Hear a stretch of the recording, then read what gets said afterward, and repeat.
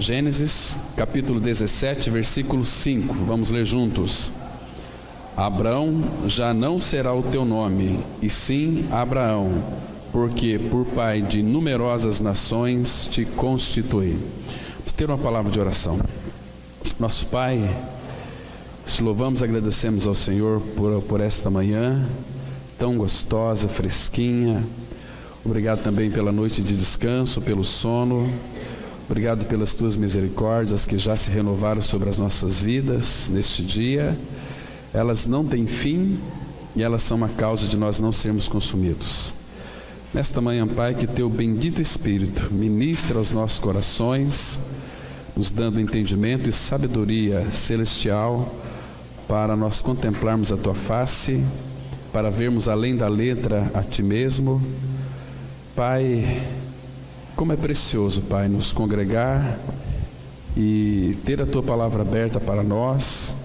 Também queremos céus abertos, para que nós não ficamos tão somente num estudo bíblico, mais um estudo, mas que o teu Espírito torne tudo isto realidade para nós. Faz-nos compreender e entender a tua palavra. Ministra a cada um de nós. Em nome do Senhor Jesus nós oramos. Amém. Irmãos, vocês perceberam aqui que quando Deus então de fato havia chamado Abrão, Deus começou a trabalhar na vida desse homem. Chegou num determinado tempo que Deus então trocou o seu nome. Abrão já não será o teu nome, sim Abraão. É o sentido aqui de Deus, ele sempre acrescenta aquilo que nós já somos e temos em Cristo Jesus. Então Abraão, ele começou como que um grãozinho de mostarda quando ele foi chamado. Ele cresceu, e ele é aqui o pai da fé, sendo o pai de uma numerosa multidão. Abrão é conhecido como o pai da fé. Agora, irmãos, um detalhe que é muito importante: a fé que convive com a perversidade, ela não é fé, ela é uma crença. Então nós temos que ter esse discernimento. Nós temos aqui batido numa tecla inúmeras vezes que Deus então, ele quer que nós obtenhamos uma fé preciosa, uma fé que é formada em nós. Claro que pela graça nós somos salvos mediante a fé. A fé nos leva para uma convicção. A fé é a convicção de fatos que nós não vemos. Então fé é crermos na palavra. Agora, esta fé que nós fomos salvos, esta fé que é o próprio Senhor Jesus, ele é o autor e o consumador da fé. Ele quer que esta fé aumente em nós, e para que essa fé aumente, ele tem que nos levar a passar por diversas provações. Para que Pedro vai dizer o seguinte: para que nós venhamos a obter fé preciosa. A fé na qual nós fomos salvos e nos torna justos é a fé que nos foi dada. Agora existe uma fé que nós temos que obtê-la, fé preciosa. Pedro vai dizer o seguinte: a todos os que obtiveram fé preciosa. Essa palavra preciosa, ela significa que há um preço a ser pago. Há um preço. Esse preço aqui, irmãos, é a nossa dedicação, leitura da palavra, intimidade com o Senhor. Então Deus, para nos moldar, para tirar as nossas arestas, ele começa a colocar então no nosso caminho provações, tribulações, para que a gente vá então subindo, cada vez mais numa posição ascensional, heliquiodal, como uma aspiral, crescendo. Nós vamos obtendo fé preciosa, uma fé mais sólida, uma fé que a gente, quando nós vamos sair pela rua, quando nós contemplamos todo esse povo que está diante de nós, nós vamos ter discernimento para contemplá-lo, se eles estão em Cristo ou se eles não estão em Cristo, como o apóstolo Paulo fala lá em 2 Coríntios 4:7, dizendo o seguinte, que a ninguém vemos segundo a carne. Então Paulo tinha uma visão muito espiritual de todas as coisas. Ele via os homens em Cristo, ou via os homens no inferno, fora de Cristo, que inferno também é uma realidade espiritual na vida de todo aquele que não creu. Como nós dissemos domingo passado, a nossa fé em Cristo Jesus, fé é a convicção de fatos que não se veem, mas esta fé, nós dissemos que ela vai se materializar, porque um dia nós vamos contemplar o Senhor na sua formosura. Então a fé se consumou. Assim como hoje em dia os ímpios, eles não se importam muito com o Senhor, mas eles já, não é que eles vão para o inferno, eles já estão no inferno, só que o inferno na vida deles não se materializou ainda, entende? Mas quando eles descerem para a sepultura, aí aquele local onde eles já estavam, né, não tem paz, o ímpio não tem paz, o ímpio é inquieto, então ele vai para o inferno, aí vai se materializar. Ali talvez muitos irão se despertar, como aquele homem rico, daquela palavra de Lucas 16, que ele vivia uma vida regaladamente, não se importava. Quando fala não se importava, era com o Senhor, porque ele se importava com as coisas dele e com o prazer que ele tinha, porque todo o seu dinheiro propiciava para ele um certo prazer, um certo conforto. E a Bíblia vai dizer em Provérbios que esta situação de bem-estar o leva à destruição. Porque se eu tenho tudo, não preciso de mais de nada. Imagina só uma pessoa que tem tudo neste mundo, muito dinheiro, muitas propriedades, não lhe falta nada. Imagina ela lá no quarto se prostrando, clamando a misericórdia do Senhor. Isso é impossível de acontecer. Por isso que Cristo disse, tão dificilmente entrará um rico no reino dos céus. Mas nisso não significa que ricos não vão ser salvos. Serão salvos quando eles creem no Senhor, creem na palavra, aí vive uma vida inteiramente para o Senhor e sabe que tudo aquilo que Deus colocou na mão deles é para que eles então administrem. Então Deus faz prosperar cada dia mais, Então, queridos, a crença, ela só faz um crente. A crença não faz outra coisa a não ser um religioso, entende? Agora, fé não é para fazer um crente, fé é para fazer um justo. Justificados, pois, mediante a fé temos paz com Deus. Você está me entendendo? Por isso que existem muitas pessoas religiosas que nunca experimentaram o seu novo nascimento, porque creem em tudo quanto é tipo de doutrina de igreja, mas não creem na palavra de Deus. Então eles tornam crentes e não filhos de Deus, tornam evangélicos e não santos. Uma palavra, é uma pergunta, aliás, que temos que responder: nós somos crente ou nós somos santos? Claro que quem nasceu de novo, de alguma maneira é santo, porque a Trindade Santa vem habitar em nosso interior. A obra da cruz remove o nosso pecado, então o Pai pode vir então agora habitar em nós, mas porque está escrito na palavra de Deus, Hoje vocês podem perceber que muitas crenças, elas esbarram na palavra de Deus em alguns textos, estão aí a derivas, elas pegam aqueles textos, mas elas criam uma série de doutrinas e se envolvem nessas doutrinas e ficam todas perdidas. Sempre tem que fazer, sempre falta alguma coisa, como aquele jovem rico. O Senhor Jesus disse para ele o seguinte: olha, porque ele havia perguntado para aqueles: que devo fazer para ser salvo? Você sabe os mandamentos? Aí ele vai citar ali todos aqueles 6 horizontais. Jesus então coloca um mandamento, mas quando ele citou esses 6, ele disse para o Senhor: isso eu já tenho observado desde a minha meninice, o que me falta ainda? Então sempre falta alguma coisa. Então o Senhor começou a levá-lo para ele de fato ver se o coração dele estava no Senhor, porque o Senhor Jesus queria que ele soubesse onde que ele estava.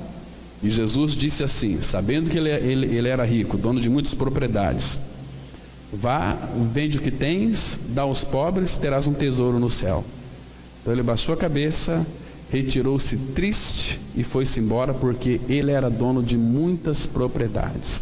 Aí Jesus diz para seus discípulos: quão difícil um rico entrará no reino dos céus. Por quê? Porque o coração dessa pessoa está no mamão, no seu dinheiro, no seu tesouro. Irmãos, é tão bom quando nós temos dinheiro, que nós somos muito ricos, mas nós é quem mandamos em nosso dinheiro. Quando o dinheiro começa a mandar em nós, aí a perda ela é muito grande. Aí nós estamos de fato cultuando ao Deus moeda, o Deus Mamon, porque Ele é Senhor. Ele é Senhor, né? Então, queridos, sabe por que hoje em dia não há justiça? Porque não há fé. Não há fé, né? Então, aqui, o pai da fé, ele recebeu uma palavra de Deus, que de alguma maneira, essa palavra aqui gerou fé no coração dele, e essa palavra não o contemplava. No caso aqui de Abraão, o que gerou fé no coração de Abraão não é alguma coisa que o contemplava a si mesmo, ou individualmente falando, né? Mas foi uma palavra que contemplava alguém depois dele. Por isso que esse alguém depois dele seria então descendente de Abraão, porque o princípio que Deus estabeleceu é chamando Abraão, e esse chamado de Abraão estabelece um princípio em toda a Bíblia. Ele não chamou Adão, chamou Abraão, né? Então este princípio estabelece todas as coisas, e Deus já colocou um princípio: fé, pai da fé. A fé, ela nos arremete para as Escrituras Sagradas. Por isso que é fundamental, irmãos, nós não tirarmos os olhos da palavra de Deus. Quando nós estamos alicerçados na palavra, o que significa estar alicerçados na palavra? Significa que as nossas raízes, uma vez que foram arrancadas deste mundo pela cruz, elas foram plantadas em Cristo, que Colossenses 1 vai dizer que 1:26, nele radicados, ou seja, enraizados em Cristo. Isso significa estarmos firmados na palavra, porque Ele é o verbo vivo, Ele é a palavra viva. Então, estando em Cristo, nós estamos nele enraizados, firmados na palavra. Então o Espírito Santo pode nos guiar a toda a verdade, porque a verdade já está em nós. O Espírito guiava Cristo, então esse mesmo Espírito habita em nós, Cristo habita em nós. Então Ele vai, a partir da nossa experiência de morte e ressurreição com Cristo, sermos guiados por Ele. Isaías 58:11, a palavra fala que o Senhor vos guiará continuamente. Entende aqui, irmãos? Eu não posso fazer aquilo que eu quero. A minha vida, ela é governada, dirigida pelo Senhor que habita em nós. Isso aqui, muitos, infelizmente, não têm tido essa visão. Por isso que eles vivem a vida para eles mesmos. Mas lá na frente, irmãos, quando chegar no dia do fim de todas as coisas, é que elas vão olhar para trás e vão dizer: puxa vida, quanto tempo eu perdi, quantas oportunidades, quantas mensagens eu escutei, mas eu não respondi ao Senhor.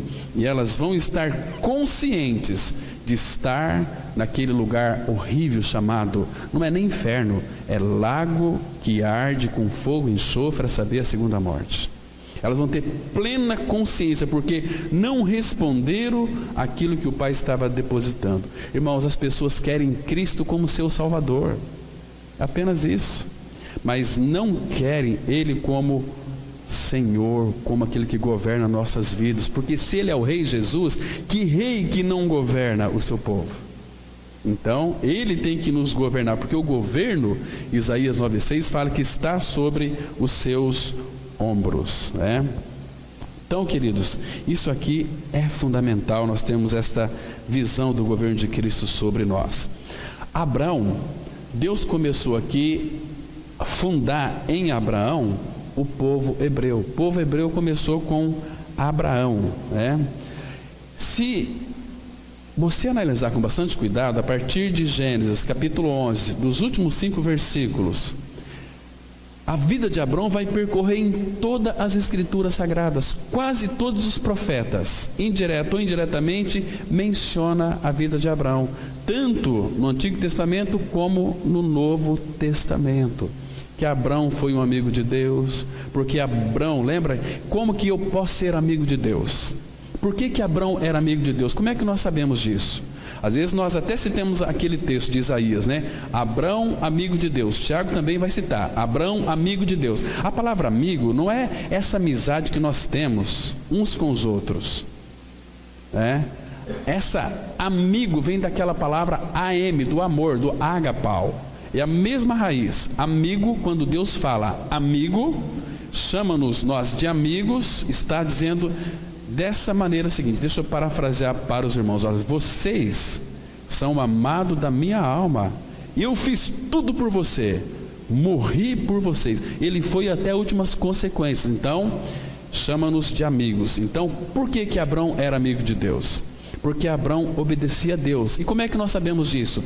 Porque Jesus disse assim para os seus discípulos, por isso que o chamado de Abrão também é o nosso.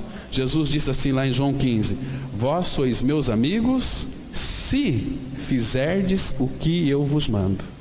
Aí vocês serão de fato os amados da minha alma. Agora, que amigo que é esse? Do rei. Somos amigos do rei. Então, uma vez que temos o nosso Pai Celestial, irmãos, sabe o que eu e você nós somos? As meninas aqui, elas podem ser consideradas de princesas, e os meninos de príncipes, porque nós temos um rei, somos filhos do rei, nosso Pai é Deus, é o Pai Celestial. Então, todo homem e toda mulher são príncipes. Isso é precioso, E o Pai, cada dia, está moldando o seu filho em nós, Então, Abrão era amigo de Deus porque Abrão obedecia, não por medo, não por ameaça, mas era uma obediência voluntária. Dessas coisas Deus se agrada, quando nós então o obedecemos. Só que há uma coisa muito interessante, irmãos. O nosso Deus e Pai nunca vai pedir de nós nenhuma obediência sem que primeiro Ele nos capacite a obedecer. Como que nós vamos obedecer a palavra de Deus? Como que vamos observar os seus estatutos? Como que vamos guardar os seus mandamentos?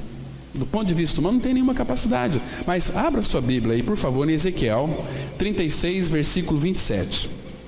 Aqui nós vemos que tudo aquilo que Ele pede de nós, Ele nos capacita a obedecer. Ezequiel 36, um versículo que nós conhecemos muito bem. Então, ele traz uma declaração fundamental para os nossos corações. Olha só, no versículo 26 fala da troca de coração, porque com o nosso coração de pedra, ninguém consegue obedecer o Senhor. Então, no versículo 26 fala da obra da cruz, da nossa inclusão no corpo de Cristo, da nossa crucificação, perdemos a nossa velha vida e ganhamos a nova vida pela ressurreição.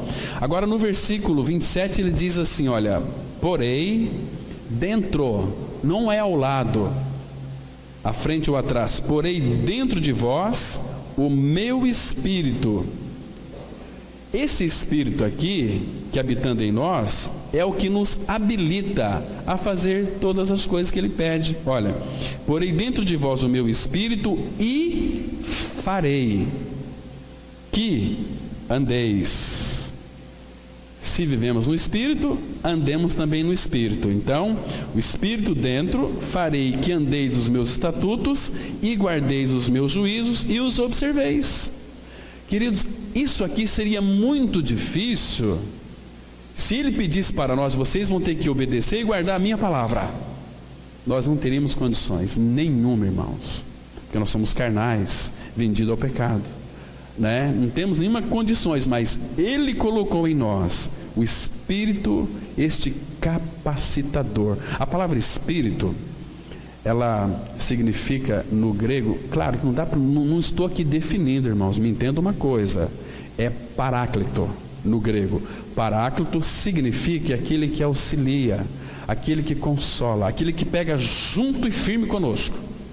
Nós estamos aí capenga, eu não consigo, mas Ele sempre vai nos exortar, Ele sempre vai mexer alguma coisa em nós, para que a gente então possa caminhar no trilho, porque Ele está segurando a nossa mão. Então seria impossível nós não obedecermos, porque, irmãos, ninguém de nós consegue obedecer.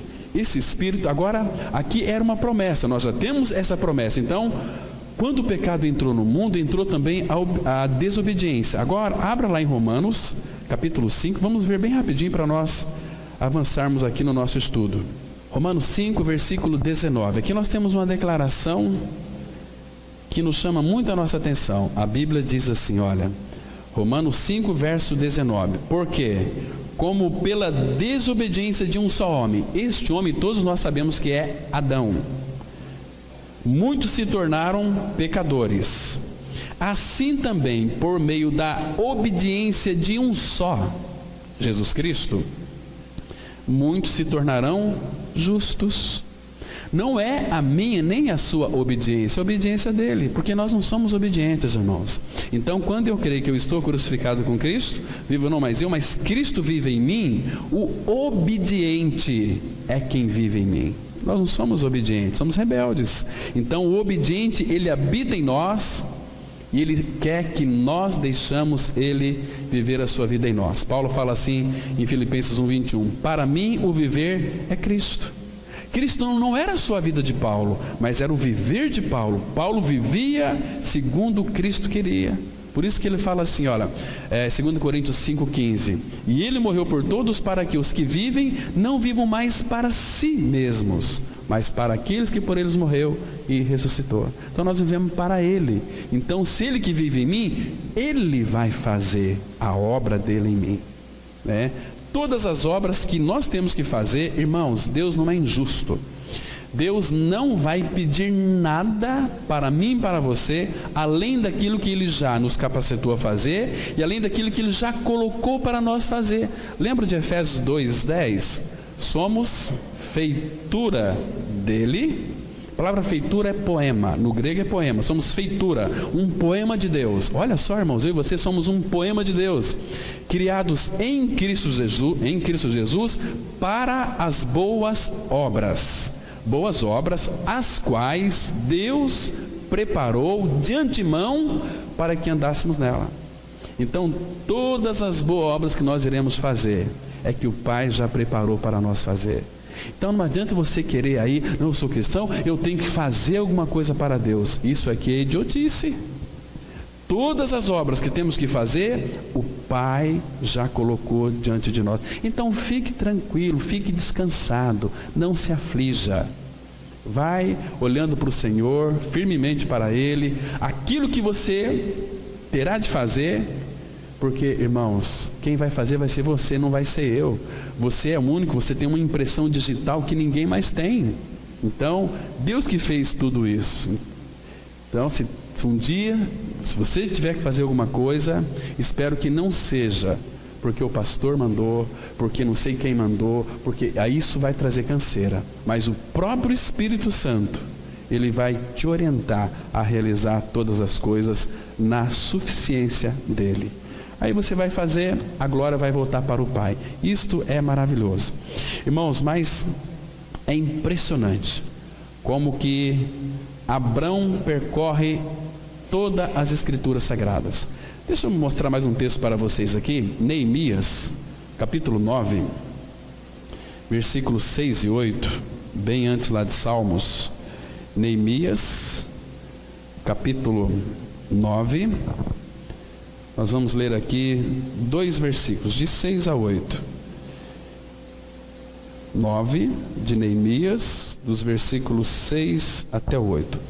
A palavra, ela nos mostra de uma forma tão preciosa.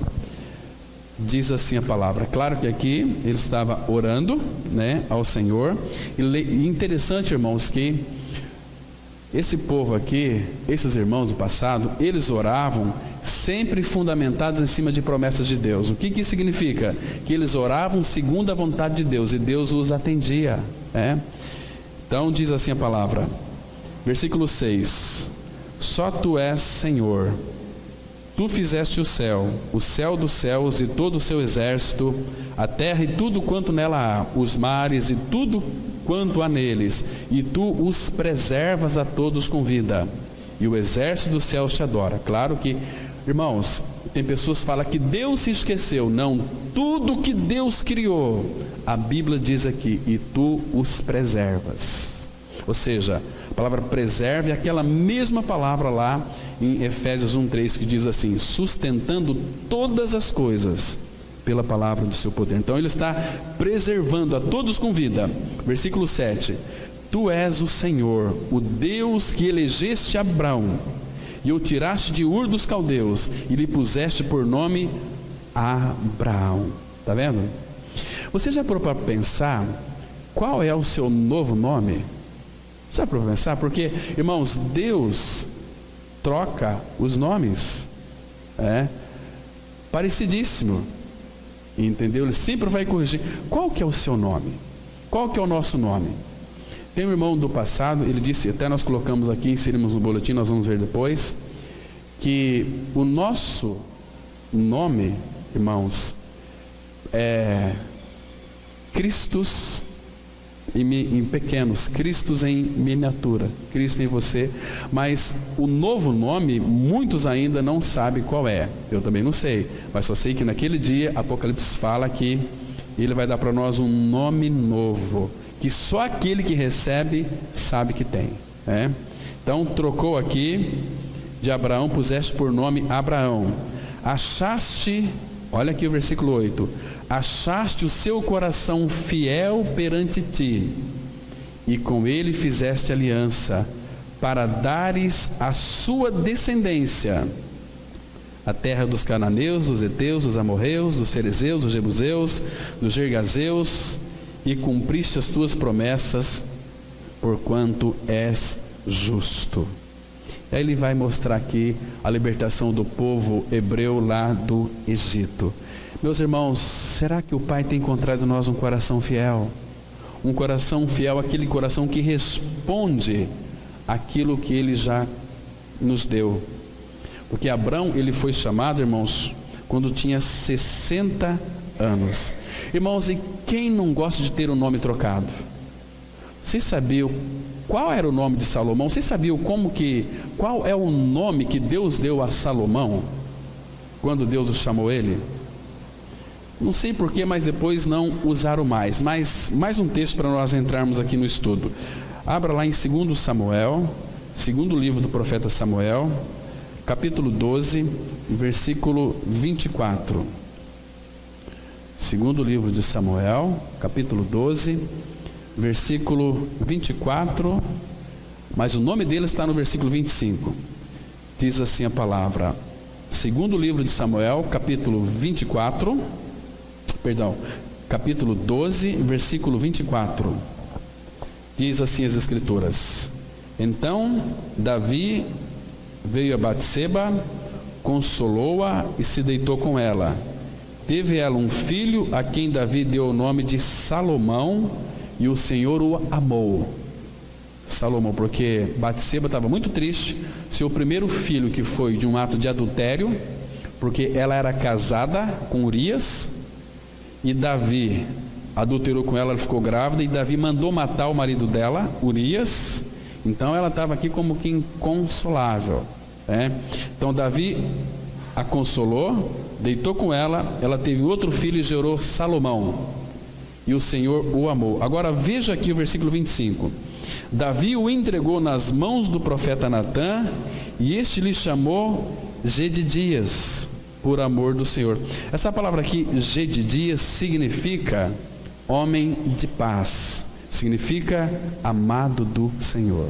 Então Salomão era e foi um homem de paz e um homem amado do Senhor. Então essa é a importância aqui de trocar o nome, mas não vamos nos ater muito sobre troca de nomes, mas vamos analisar um pouquinho a vida de Abraão. Então vamos aí agora no boletim caminhar. O nome original de Abraão era Abrão. Mais tarde, como nos mostra as Escrituras, Deus mudou o nome dele para Abraão. Em ambos os nomes há a raiz Abra, que na língua original significa pai.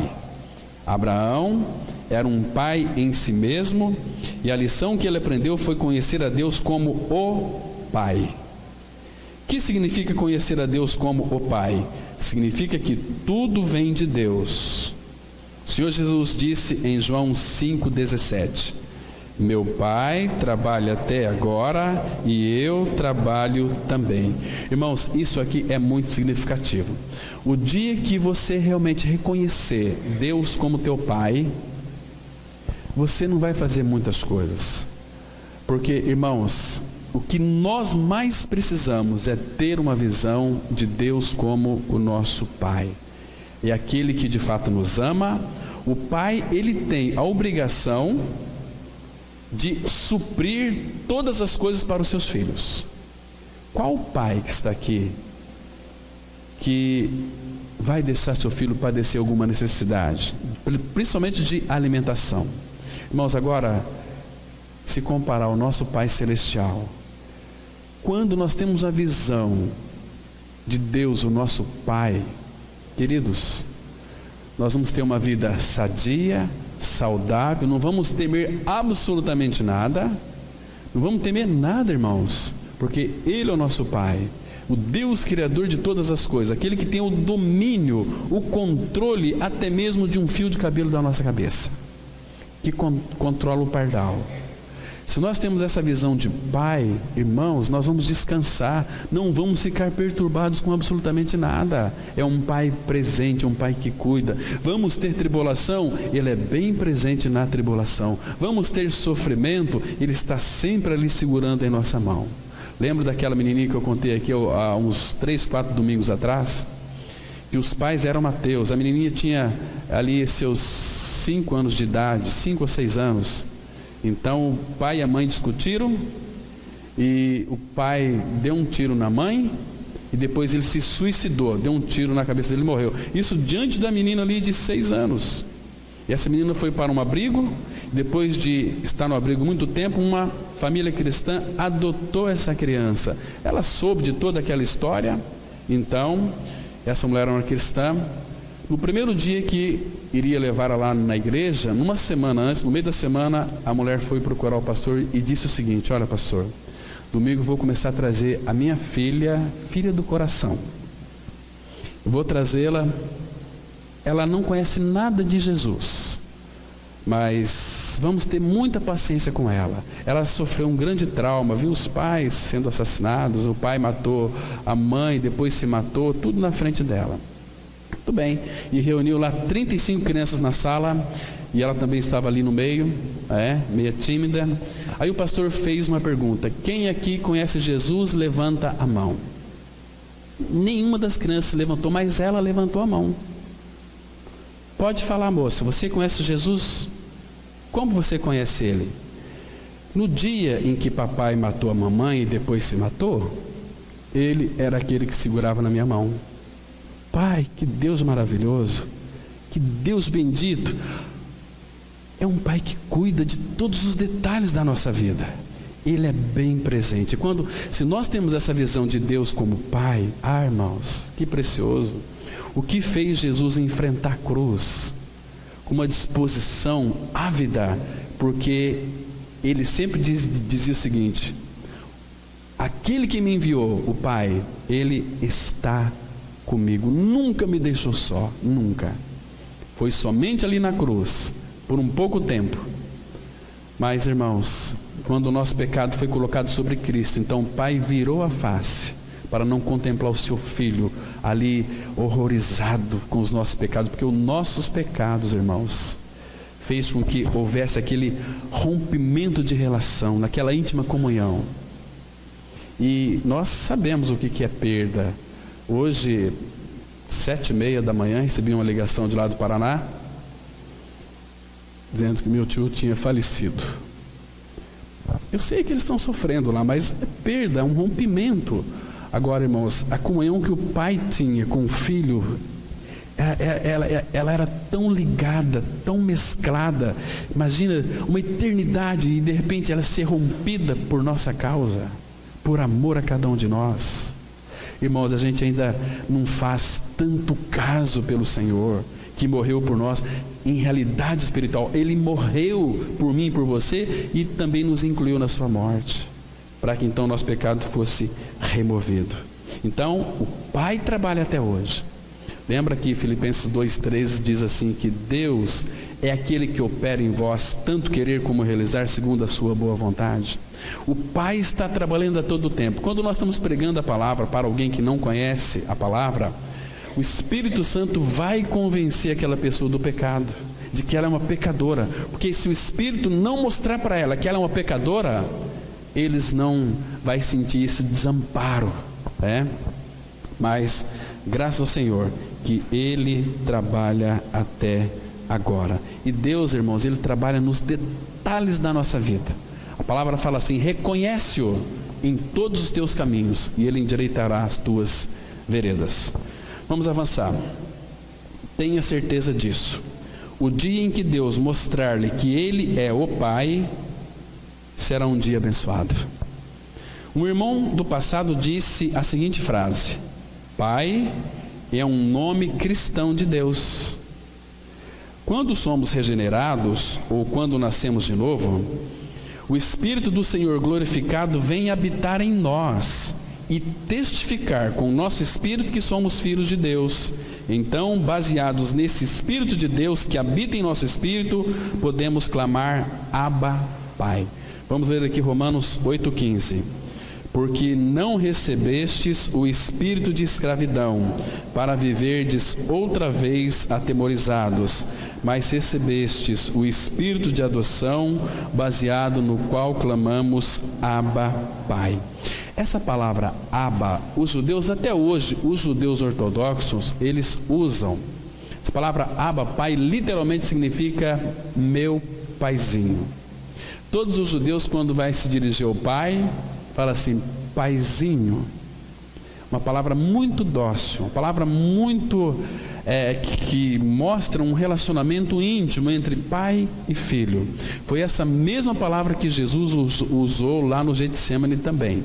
Agora, observe aqui, irmãos, no final desse versículo, que diz assim: mas recebestes o espírito de adoção, baseado no qual clamamos. Nós clamamos: Abba, Pai.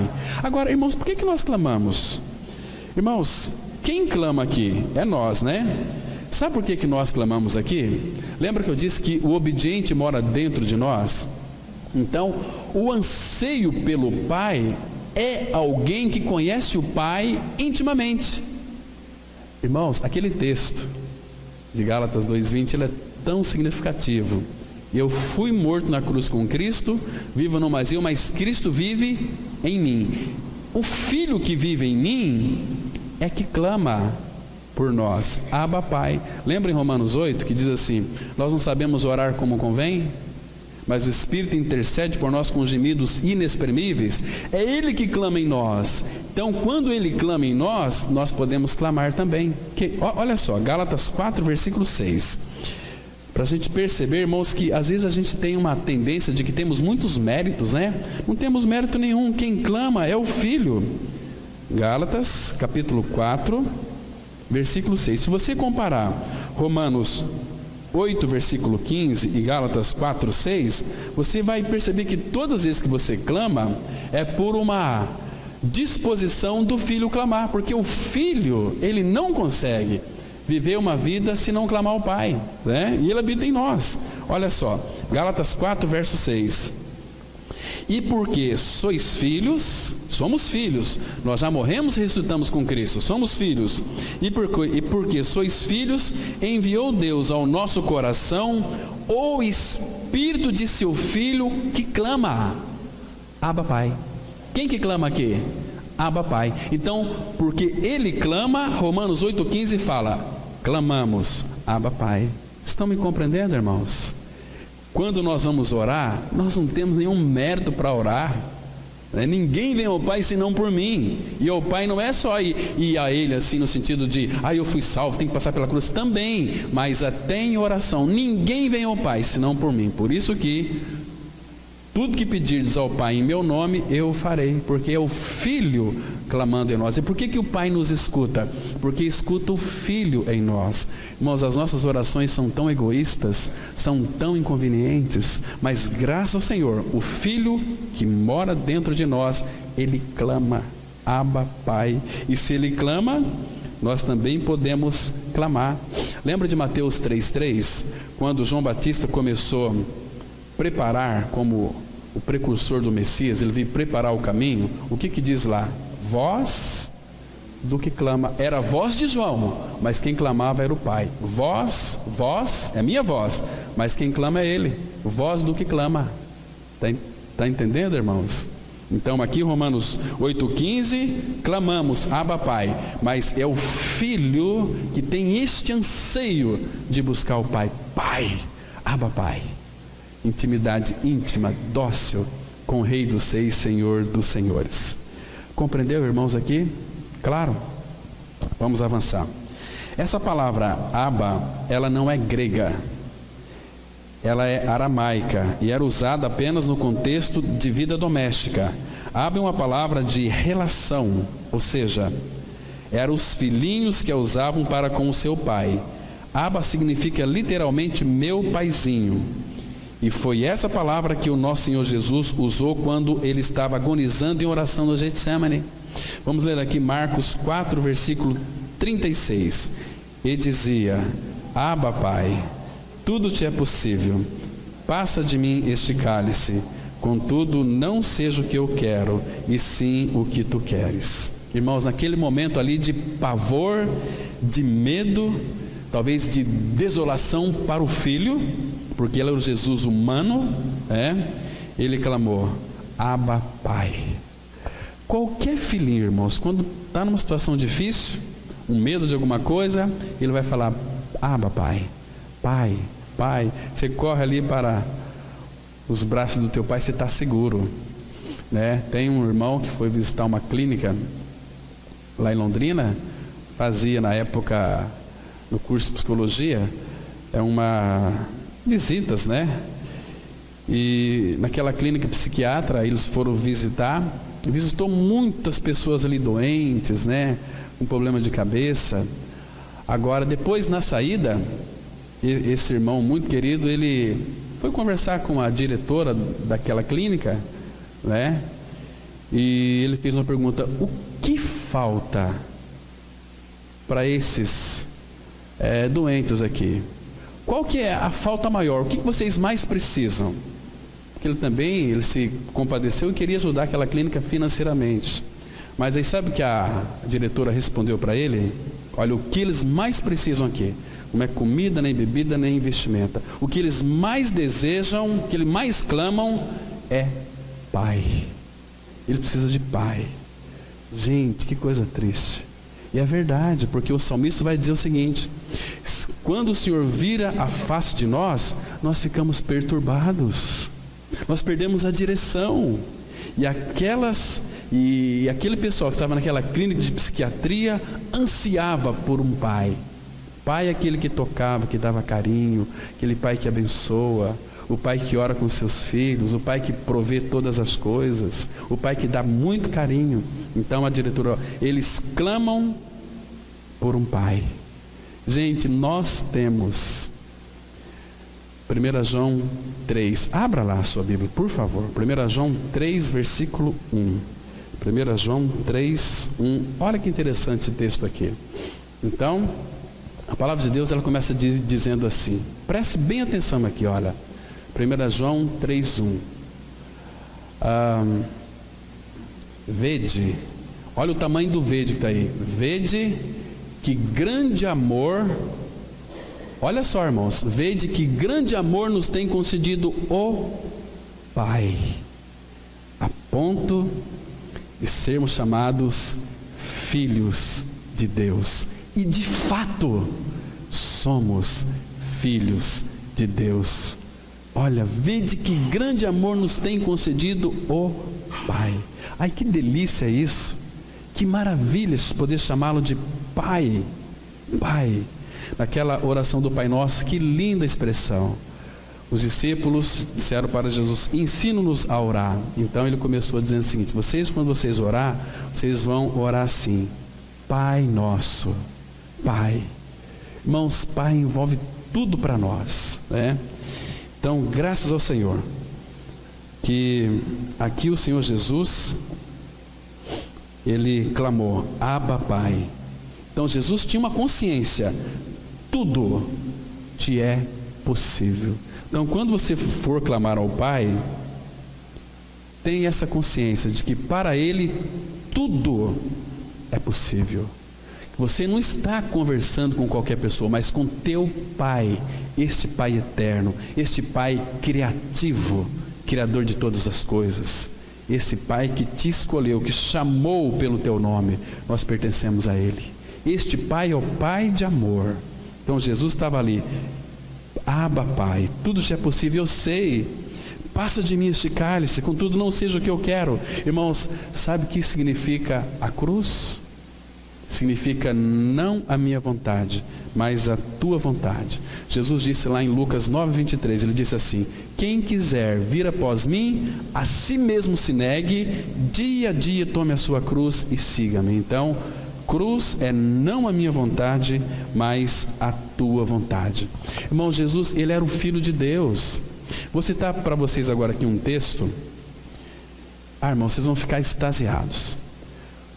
Jesus, ele sempre foi o Filho eterno do Pai. Ele é o Filho de Deus, ele se fez carne. Ele era o Filho de Deus sempre. Mas, irmãos, o Pai havia determinado para ele: filho, você vai ficar na terra até o dia que você for assunto ao céu, até o dia que você terá de voltar para o céu. Então o Pai falou assim: filho, até o dia de hoje. Então, estava chegando a hora de Jesus voltar para o céu, porque ele é filho, ele não precisava de morrer lá naquela cruz, ele não precisava, ele é o Filho eterno do Pai. Lembra do Monte da Transfiguração, Mateus 17? Ele disse assim, aquela voz, né? Este é meu Filho amado, a ele ouvi, ele é o Filho do Pai. Então ele poderia ascender aos céus, mas quando chegou o tempo dele voltar, de ser assunto ao céu, abra lá em Lucas 9, versículo 51. Irmão, isso aqui é muito lindo. Isso aqui foi por mim e por você. Por favor, irmãos, considere isso. Guarde essa palavra no teu coração, porque foi por você. Olha que texto preciosíssimo, que texto lindo. Acho que não tem texto mais lindo nas Escrituras. Aliás, todos são muito lindos e perfeitos e maravilhosos, mas esse texto aqui me chama muita atenção. Lucas 9:51 diz assim, olha, leia com muito cuidado. E aconteceu o que? Ao se completarem os dias em que devia ele, Jesus, ser assunto ao céu, ele tinha que voltar para o céu, ele é filho, manifestou no semblante a intrépida resolução de ir para Jerusalém. Não, eu vim para morrer, eu não vou voltar para a glória. Porque ele disse, se o grão de trigo caindo na terra não morrer, fica só. Mas se morrer, produz muito fruto. Ele sabia disso. Então, chegou o dia dele voltar, mas ele disse não. Ele manifestou no semblante a intrépida resolução de ir para Jerusalém. Para quê? Para morrer, irmãos. Porque ele contemplava cada um de nós. Imagina só, se ele não fosse determinado, o nosso Senhor, ele veio determinado a nos salvar. Quer ver? Paulo vai dizer isso de uma outra maneira. 2 Timóteo 1, versículo 9. Abra lá, por favor. 2 Timóteo 1, verso 9. Aqui nós vamos entender mais claramente esse texto aqui. 2 Timóteo 1, versículo 9. Ele diz assim, olha que lindo, olha só a determinação do Senhor. Aqui vai aparecer essa palavra determinação. Diz assim a palavra, olha, 2 Timóteo 1,9, que nos salvou e nos chamou com santa vocação, não segundo as nossas obras, não é por aquilo que nós fazemos, mas conforme a sua própria determinação. Ele veio determinado a ir para Jerusalém para morrer, por mim e por você, pela sua própria determinação e graça que nos foi dada em Cristo Jesus antes dos tempos eternos. Então, ele já tinha isso no coração, porque já sabia que o homem ia pecar. Então ali no Getsemane ele sabia que ia sofrer por tudo isso. Então ele clamou, Abba, Pai, meu Paizinho, me socorre, mas não seja o que eu quero, mas sim o que tu queres. Quando o Senhor clamou, Abba, Paizinho, ele estava em profunda agonia, descrita ali suando gotas de sangue. Os médicos dizem que isso somente pode acontecer em uma situação de inexplicável agonia. Ocorre quando esses pequenos capilares sanguíneos da fronte, eles se dilatam por causa da extensão da agonia. Irmãos, Pare e pense no tamanho da agonia que Jesus ficou ali no Getsemane. Uma agonia tremenda, porque ele ia ser separado do Pai, a ponto dos capilares da testa ficar arrebentados, misturar com o suor e cair no solo como gotas de sangue. Então, esse suor de agonia, ele é misturado com pequenas gotas de sangue dos capilares arrebentados. Então, aquele suor se torna vermelhos. Essa era a hora do Senhor no Getsemane. Vamos ler Lucas 22, 44. E estando em agonia, orava mais intensamente. E aconteceu que o seu suor se tornou como gotas de sangue caindo sobre a terra. Olha o tamanho da agonia, irmãos, que o nosso Senhor sofreu ali no Getsemane, que significa prensa do azeite, né? Imagina então, ele sofreu muito, sofreu demais, a ponto de os capilares ali arrebentar tudo e misturar com sangue. Meu Deus, imagina como é horrível os nossos pecados. Mas graças ao Senhor, Ele nos chamou para uma vida de santidade. Ele já removeu o pecado, a obra já foi feita. E hoje então Ele está nos edificando, está trabalhando para que então a sua igreja fosse edificada. Lá em Marcos 14, a partir do versículo 33, 34, a palavra fala que ele sentiu pavor, ele ficou apavorado, porque ele iria levar sobre si os nossos pecados. Queridos, quão horrível é o pecado do ser humano, quão terrível é o pecado do ser humano. Por quê, irmãos? Qual é a nossa dificuldade de viver uma vida santa, se Ele nos capacita a sermos santos? Então foi nessa hora que Jesus clamou: Abba, Pai. Era como se Jesus estivesse dizendo ao seu Pai: meu Pai, se há outra forma desses homens que Tu amas, perdidos, puderem ser redimidos sem que eu tenha que passar pela cruz, então esse seria um bom caminho para mim, mas não seja feito conforme eu quero, mas sim como Tu queres. Lucas 22, 42 diz assim: Pai, se queres, passa de mim este cálice, contudo não se faça a minha vontade, e sim a Tua. Irmãos, você sabia que existe o cálice? Este cálice aqui, quem teria que tomar esse cálice era nós. E esse cálice é onde Deus nos iria julgar fora da pessoa de Cristo. Porque este cálice, se o Senhor Jesus não intervém, nós queríamos beber este cálice. Nós estaríamos condenados eternamente. Mas Cristo entrou na nossa história. Eu vim buscar e salvar esse que se havia perdido. Quer ver? Abra lá em Jeremias, irmãos, capítulo 25, versículo 15. Quando a gente lê esse texto aqui, a gente fica apavorado, mas ao mesmo tempo muito alegre. Jeremias 25, versículo 15. A palavra, ela mostra aqui algo muito especial. Diz assim a palavra, Jeremias 25, verso 15: porque assim me disse o Senhor, o Deus de Israel: toma da minha mão este cálice do vinho do meu furor, e darás a beber dele a todas as nações as quais eu te enviar, para que bebam e tremam e enlouqueçam por causa da espada que eu enviarei para o meio delas. Recebi o cálice da mão do Senhor e dei a beber a todas as nações, as quais o Senhor me tinha enviado. A Jerusalém, a cidade de Judá, aos seus reis, aos seus príncipes, para fazer deles uma ruína, objeto de espanto, de assobio e maldição, como hoje se vê. E aí vai, irmãos, mas graças ao Senhor, que Cristo então, Ele voluntariamente quis beber este cálice da mão do Senhor e nos isentar de toda a culpa, de toda a culpa. Então, irmãos, quão maravilhoso é o nosso Senhor. Vamos avançar mais um pouquinho. Então o nosso Senhor não está buscando outro modo de redenção, mas ele está externando o seu coração ao Pai. Porque muitos pensam aqui, quando lê esse versículo aqui, Pai, se queres, passa de mim este cálice. Ele está simplesmente externando, mostrando ao Pai o seu coração. Mas o Senhor nunca recusou a cruz, jamais. Porque Ele é o Filho eterno do Pai. Jesus não começou a sua história de relação com o Pai no ventre de Maria. Jesus começou a sua história com o Pai sem começo, antes de qualquer começo. Cristo é o Filho eterno no seio do Pai eterno. Nós não podemos usar a palavra inicia, porque Deus não tem início.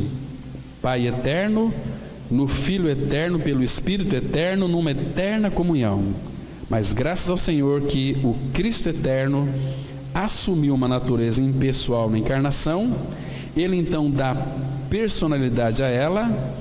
O Cristo eterno e o Jesus de Nazaré são uma única pessoa, e agora o são por toda a eternidade. Sabe o que significa, irmãos? Pelo fato de Cristo se tornar carne, o Pai, Filho e Espírito Santo vivia é uma família bendita do Senhor, numa relação tão linda. Mas Ele quis fazer o homem, e fez um homem, e sabia que o homem iria pecar, e o homem pecou voluntariamente. Agora, irmãos, o que fazer? Esse vaso de barro estragou nas mãos do Pai. Então Cristo, que era um com o Pai, ganhou uma natureza humana, e por causa de Jesus, da obra da cruz, a humanidade na pessoa de Cristo, quando eu falo humanidade, aqueles que creram em Cristo crucificado, a humanidade na pessoa de Cristo, por isso que se alguém está em Cristo, é nova criatura, e nós estamos nele, então a nossa humanidade também foi jogada para dentro da Trindade Santa, porque à destra do Pai, na glória, tem um homem assentado. E por causa desse homem, nós homens vamos para lá também. Porque Jesus, ele já percorreu este caminho por nós. Vocês estão me compreendendo? Imagina se ele não tivesse se tornado carne. Como que nós iríamos para a glória? Mas Jesus foi. Ele ressuscitou carne e osso. E ascendeu na glória. E ele está lá, né? Deixa eu mostrar para vocês esse texto. Hebreus capítulo 6. Veja aqui, irmãos, que lindo texto. Hebreus 6. Vamos ler alguns versículos que vai expressar essa verdade tão maravilhosa, que Jesus, ele fez o caminho por nós. Abriram aí? Hebreus 6, versículo... Vamos ler aqui a partir do versículo 17. Acho que vale a pena. Diz assim a palavra, olha... Por isso, Hebreus 6,17. Por isso, Deus, quando quis mostrar mais firmemente aos herdeiros da promessa a imutabilidade do seu propósito, se interpôs com juramento, para que, mediante duas coisas imutáveis, nas quais é impossível que Deus minta, forte alento tenhamos nós que já corremos para o refúgio, a fim de lançar mão da esperança proposta, a qual temos por âncora da alma, segura e firme, e que penetra além do véu. Aqui foi Jesus, ele está além do véu, lá no Santo dos Santos, onde Jesus é homem, não aparece que Cristo Jesus, o Espírito Santo teve cuidado de colocar a palavra Jesus, onde Jesus, homem, como precursor. O que é precursor? Faz o caminho primeiro, entrou por nós, tendo se tornado sumo sacerdote para sempre, segundo a ordem de Melquisedeque. Então, pelo fato de ele ter entrado na glória, há um homem assentado no céu. Então, pode ter certeza que a igreja do Senhor também vai para esta relação com Deus Pai, Deus Filho e Deus Espírito Santo. Irmãos, isso é tremendo demais, isso é maravilhoso, isso é lindo. Vamos ler aqui o texto, irmãos, 1 João 1,2, que diz assim: E a vida se manifestou, e nós a temos visto, e dela damos testemunho, e vô-la anunciamos, a vida eterna, a qual estava com o Pai, e nos foi manifestada. Irmãos, esta vida que estava com o Pai, eu e o Pai somos um, disse nosso Senhor.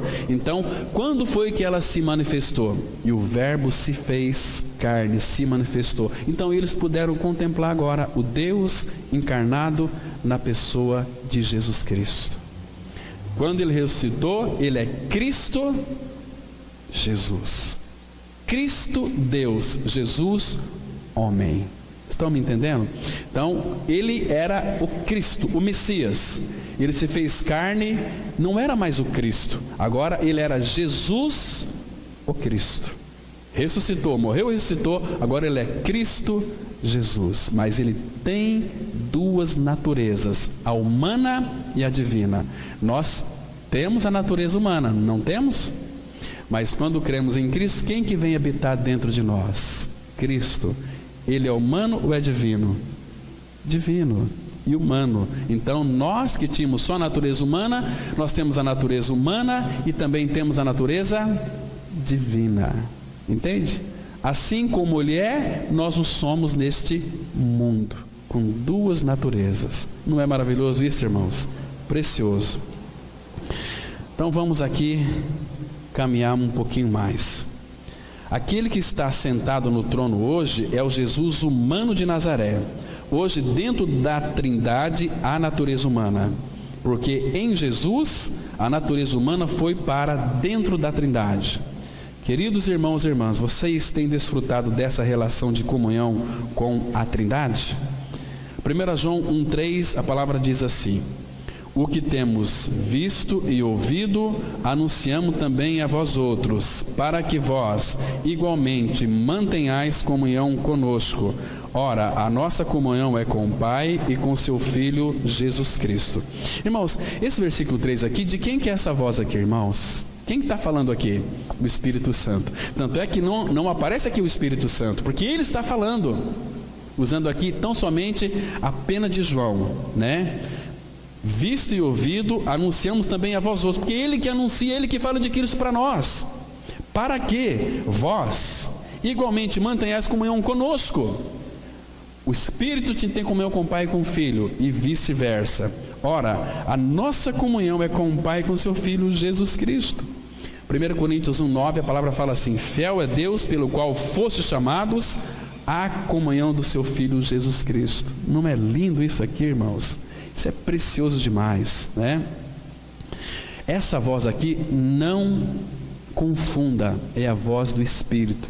Então, nessa ministração, qualquer ministração da palavra, às vezes a gente pensa assim, né? Puxa vida, os homens que pregam a palavra são muito sábios. Não são, porque a voz, eu só empresto a minha boca, né? Mas quem fala é o Espírito. Ele fala através dos meus lábios. Por isso que a palavra fala em Hebreus 2:1: convém nos apegar com mais firmeza às palavras ouvidas, para que delas jamais nos desviemos. Porque como escaparemos nós se negligenciarmos tão grande salvação? E Deus usava os homens no Antigo Testamento, também no Novo. Quer ver? Deixa eu citar dois textos. Abra aí Mateus 10, versículo 20. Mateus 10, 20. Observa aqui que quem é que fala? É sempre o Espírito Santo. Mateus 10, versículo 20. Temos aqui uma declaração preciosa da palavra, que diz assim, olha, Jesus ele fala assim: visto que não sois vós os que falais, mas o Espírito de vosso Pai é quem fala em vós. Aqui é no Novo, Jesus falando. Agora vamos lá para o Antigo Testamento, segundo livro de Samuel, capítulo 23, vamos ler de 1 a 5, segundo Samuel 23, de 1 a 5, temos outra declaração preciosa aqui. Segundo livro de Samuel, capítulo 23, de 1 a 5.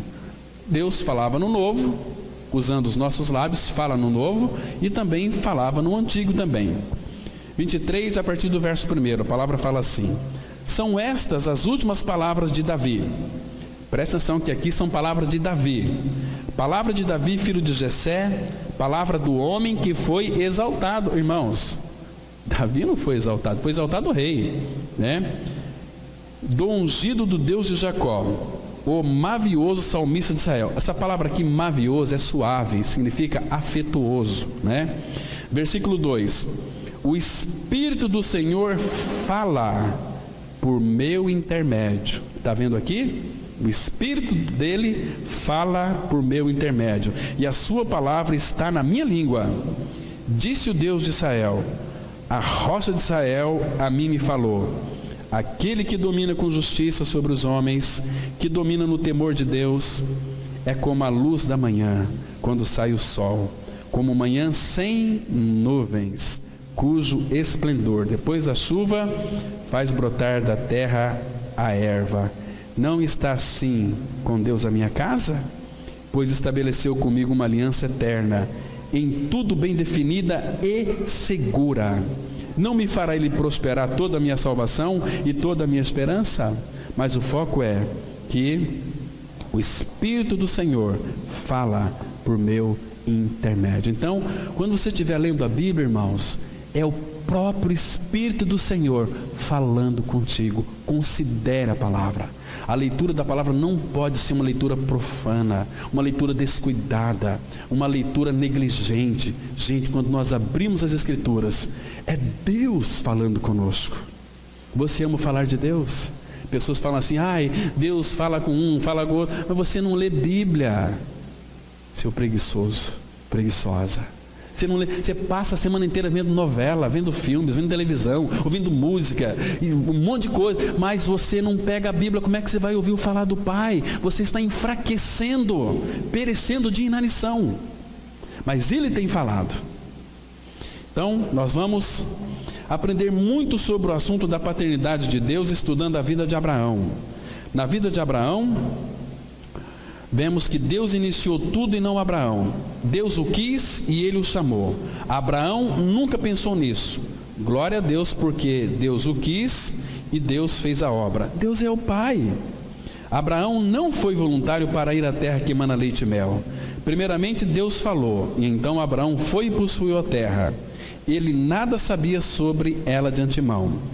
Quando foi chamado, ele não sabia para onde estava indo. Hebreus 11:8, a palavra fala assim: pela fé, Abraão, quando chamado, obedeceu, a fim de ir para um lugar que devia receber por herança, e partiu sem saber para onde ia. Irmãos, quando Deus chama, Deus está na liderança também.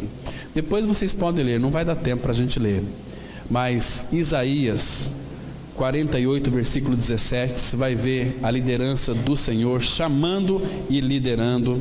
Salmos 32:8, ele fala assim: eu vou te instruir, te ensinar o caminho que deve seguir. Então nós temos que estar sobre a liderança dele, não vamos errar nunca, jamais, né?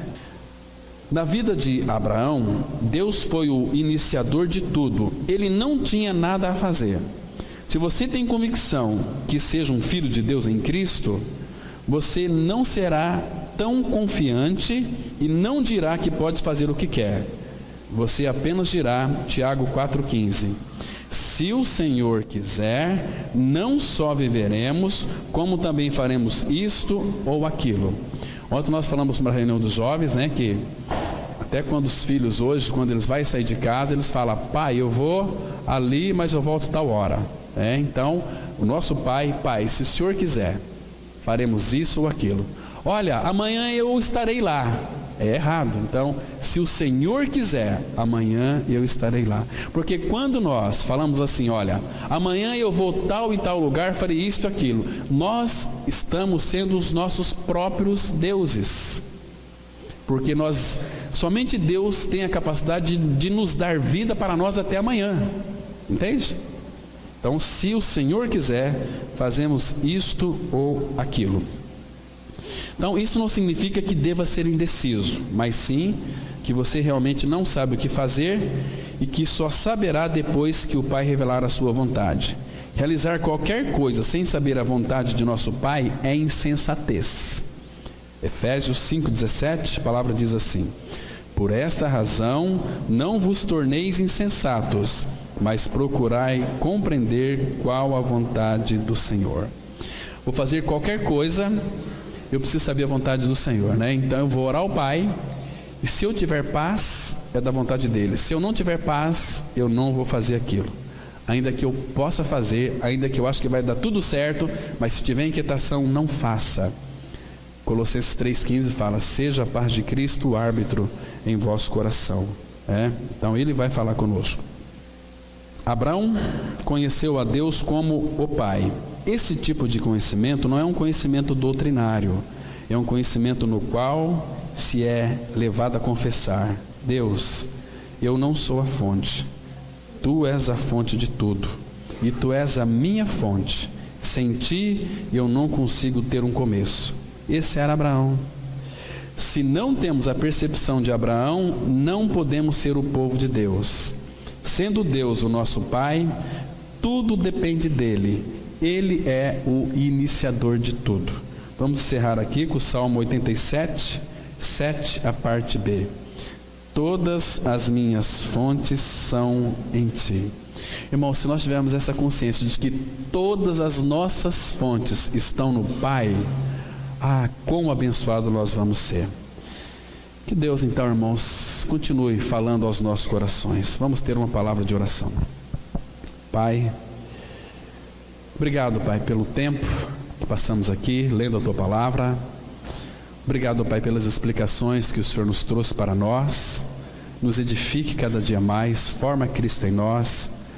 Pai, o Senhor já nos levou a crer. Agora, Pai, o Senhor precisa nos conquistar o nosso coração, que é tendencioso a desviar de Ti.